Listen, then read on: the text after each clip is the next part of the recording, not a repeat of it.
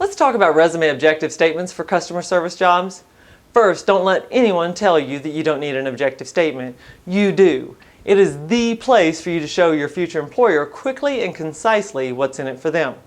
Now, you need the objective statement to stand in for your cover letter in case they don't read it. This happens all the time because people are really busy.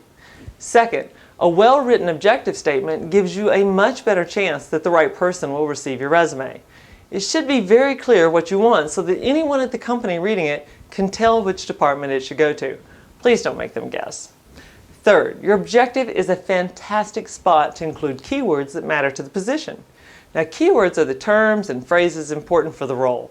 These terms also happen to be the ones that the employer will search in their applicant tracking system to find resumes and then to interview folks. Because these three things are so important, it's very important that you're specific in your objective. Saying something like, I want to work for a successful company where I can use my yada yada skills is just way too general.